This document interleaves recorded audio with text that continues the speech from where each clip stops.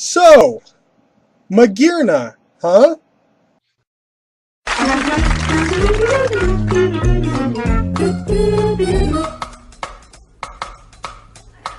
Pokemon! Pokemon! Pokemon!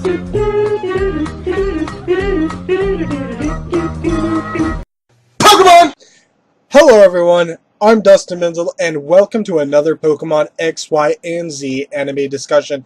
Today we're going to talk solely about the full reveal of Magearna, which is the English name to Magiana, or whatever I said in my previous video. So today, everywhere, Pokemon.com, the English translation, the original Pokemon website, the Japanese website, or whatever, have all come out and revealed Magearna and a little bit more information about Magearna in relation to the Volcanion movie. So, let me find you the, let's see, where is it? Okay, so here's the high-res Ken Sugimori art of Magearna. So we have like these ears, we have the gear-shaped head, we have these jewels that are eyes. They kind of look like those jeweled glasses you can see. I don't know if I'll come up with an example or whatever. It has this weird chest thing, it's got little arms. It's kind of got like a lower body that a lot of people are saying is similar to a Pokeball, which would be pretty interesting, and everything of that nature. So there's that image, and I will go ahead I will eventually talk about everything in relation to that. But there's one other little bit of thing that I want to talk to you about, and that's the new poster for the Volcanion movie. There we go. So what we got here is, I'll show you this image or whatever, and we have Ash. Right behind Ash is, of course, Volcanion. Right next to Ash is Pikachu. We got Shiny Gardevoir and Shiny Gengar. I don't know if I mentioned this before. I'm thinking these might be new, but I'm not really sure because I don't remember the characters. But anyway, then in the loop of Volcanion, it's arms basically, as described in like the Pokedex or something or whatever it is. We see Magearna. There's Mega Alakazam, and the next to Mega Alakazam is a character. Supposedly his name is Jarvis, and then of course we have Ash Greninja. And next to Mega Gardevoir, Shiny Mega Gardevoir, we have a girl, who I'm not really sure what her name is, but if it's in the text that I have here, maybe, maybe not. I guess we'll have to see, but yeah. So I'm going to go ahead and talk about everything listed here. Some of the stuff might be repeating what I said in the other video, potentially, but here we go. I've gotten everything like this. This has, of course, been translated by Defender or Adamant, whatever name he goes by, so I give credit to him for this particular translation. So anyway, let's talk about this. As Satoshi, or Ash, and his friends journeyed onward, a huge Pokemon suddenly fell from the sky in front of them. Appearing from the cloud of the dust swirled up from the impact of the fall was the mythical Pokemon Volcanion. It turns out that Volcanion, who lives in a secluded naval plateau, together with Pokemon that have been injured by humans, actually has an intense hate for all humans. Now, this is one of the things that I hate in regards to generalizations. What I hate most, well, not most, but I really hate generalizations, the grouping of people and applying them to it or whatever, and not acting like each person has their own uniqueness. There could be some very boring people but that doesn't mean they aren't unique to themselves. And, but it just annoys me that there's these generalizations, like racism is a generalization, because if you're hating black people, maybe it's because this black person did something to you. So then, of course, you're going to have this generalizing racist thought that all black people are evil. And this is one of the thoughts going on in a non-Pokemon show that I'm watching currently. I'm not going to really tell you because I don't want any like spoilers or anything like that. But in that particular show, there's a huge thing about just a couple of people being antagonistic against this group of people, and one of the leaders of that group has gone to the point of being generalizing and being prejudiced and being bigoted and decided to declare war on all of them. And I'm like, well, that doesn't make any sense. Why would you target every single one? Not everyone was involved in killing your family or friends or whatever the situation is. Typically, it would only make sense to only go after those who are responsible. So in this particular instance, this theme that's happening is that there have been these Pokemon that have been injured by humans, but because it's just humans that have injured them, Volcanion has decided to generalize and hate all people, something that I really don't like. I mean, I don't think the movie is going to suffer because of it, but I am going to look at Volcanion like, but really? You hate all humans because of a few cases of humans hurting animals. Okay, so whatever. So we'll just move on from the translation here. Volcanion completely ignores Ash and his friends and attempts to hurry away, but for some reason, Ash ends up being pulled along with it. Volcanion makes a run for it, and Ash gets pulled along. Incredibly, without either of them noticing, they two ended up linked together by a strange chain. Now, I don't know if this is an actual chain or an energy chain or a mythical chain or something. Maybe like a chain type move that maybe even Magearna could produce, possibly by being Magearna, because I'm pretty sure Magearna is probably going to have its own um, signature move potentially. That's what mythical Pokemon tend to do. They have their own signature move. But not always, but most of the time. So it could be something like that. So even though they want to get loose from this change, it proves impossible. With no other choice, Volcanion started running off towards Azoth Kingdom while pulling Ash along with it, constantly fighting with him on the way. So then this is where we get into the antagonist of the movie for the most part, and we talk about Jarvis, which I believe is the guy that you saw with the staff next to Mega Alakazam and Mega Gengar, Shiny Mega Gengar. So it says, meanwhile, Cabinet Minister Jarvis from the Azoth Kingdom, a city of super machinery where gigantic cogwheels are constantly rotating, has obtained the ultimate invention he has been searching for so many years. It was the artificial Pokemon Magearna, which was born in the kingdom 500 years ago, but has since went missing, as well as the unknown power called the Soul Heart, said to reside inside Magearna. Now, some speculation could just be like this is a power source, a magical Pokemon related power source that powers up Magearna. I mean, well, that's a theory or a speculation that I'm coming. But what if the Soul Heart is actually in relation to Magearna's ability? Now, as you know, Pokemon have different abilities and stuff, and I think, although I think it's more of a move, Manaphy might have something similar. And I think it is the move, and it's like the what is Manaphy's signature move? It in the movie that move was shown to trade other people's places. Like May goes into Ash's body, and Ash goes into May's body. Like they switch minds basically, or whatever.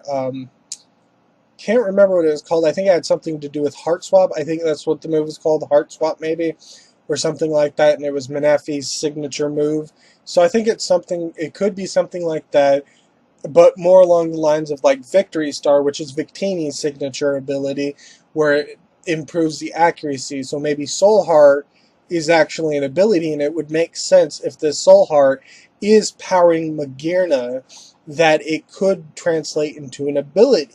Like Darkrai and its Bad Dreams ability or whatever, where if an opponent is asleep, it drains energy or something like that. So you could argue that Darkrai has this power to absorb the energy of something sleeping or something. That's a bad example, but you know what I mean. Like, let's see, yeah, like Aurorus, the Pokemon, the ice rock fossil Pokemon, it has the ability refrigerate, which I'm assuming is the natural core ability of itself that allows it to, of course, change every normal type move into an ice type. Something like that, or even Mega Glalie has that ability, I think. So anyway, as Jarvis plots to use this power to rule the kingdom, Volcanion was attempting to retrieve Magearna, who got abducted from Naval Plateau. Ain't no way I'll ever forgive the humans. Again, I don't know if that's Magearna or Volcanion, but seriously, Volcanion has some serious issues. And here's the thing, I think the whole theme in the entire world, and it's like a counter argument to generalizations, is there are some really crummy, crappy, scummy people in this world, but that doesn't mean that everyone of that kind of similarities is the same thing. There may be white people that want to kill you, but I'm sure there are some white people that don't. There may be some black people who want to kill you. Then I'm sure there are black people who don't. It's this generalizing thing is just, I don't really like it because it doesn't make any sense to me, but whatever. Will Volcanion and Ash manage to work together and save Magearna while linked together? And what is the true power the Soul Heart hides? It's time for the hottest battle in Pokemon history to begin. So I'm assuming by the end, Volcanion will realize, yeah, there's some really crappy humans out there, but there's also a lot of humans out there that would be willing to sacrifice their lives for a Pokemon, like Ash. Ash has been willing to sacrifice himself to stop something from happening or whatever. We've seen many examples of this, Ash trying to stop the battle between Mewtwo and Mew, or even in the Manaphy movie where Ash dove down and tried to get everything to work, sending Manaphy, May, and all those other Pokemon out of the way, even putting Pikachu next to May, and then basically almost dying as a result of trying to fix what was going on there.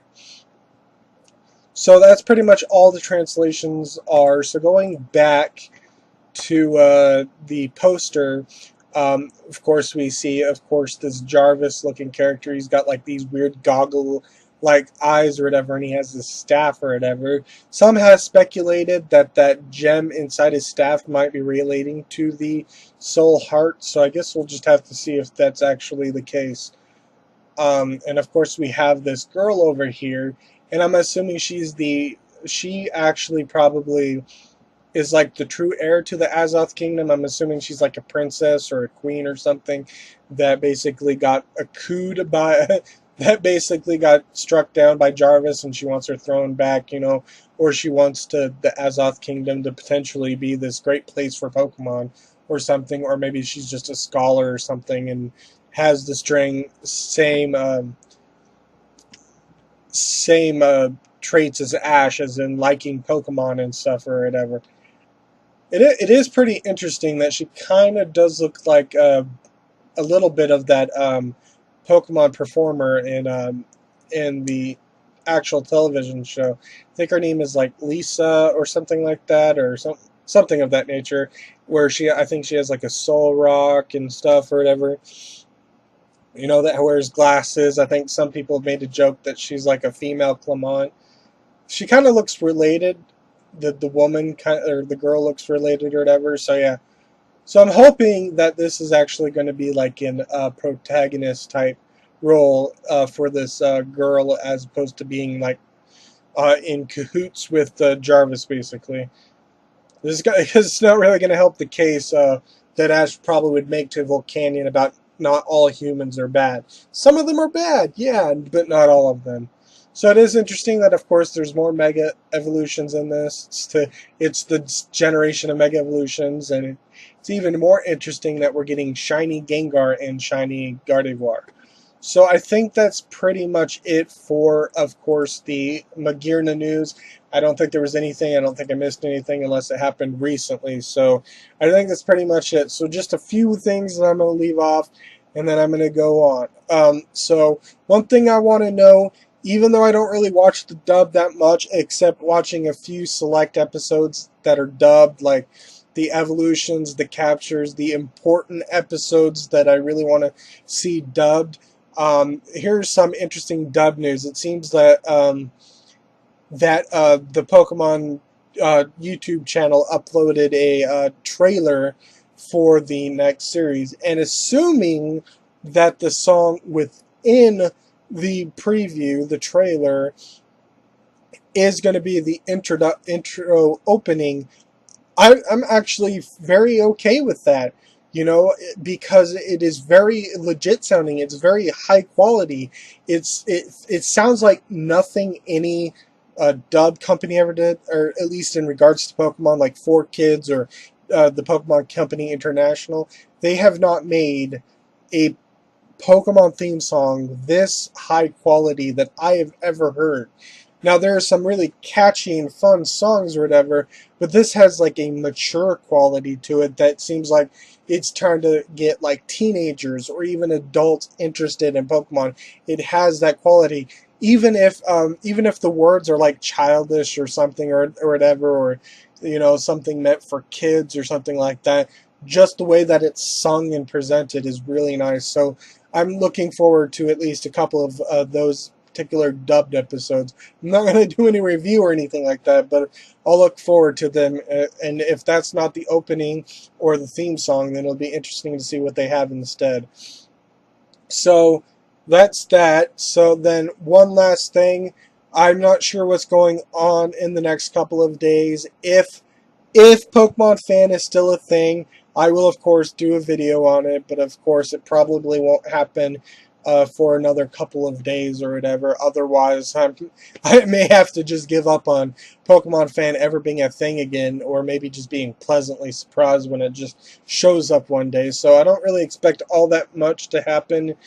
But of course, the next video, most likely to be seen on my channel, of course, will probably be the review for the Chestnut episode.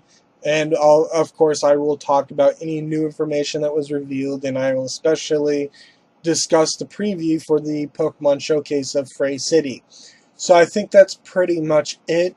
For non-Pokemon news information, there might be some, well, I wouldn't call it gameplay, but there are some videos that are game type related, just mostly just like thought processes that I might be able to do this week or whatever, but I can't exactly promise anything. It depends on the circumstances. So basically just look forward to my review, and if Pokemon Fan comes out, I will of course do a video on that, as well as any other information that comes out. So anyway, thank you for watching. I'm Dustin Benzel, and I will see you in my next video. Goodbye.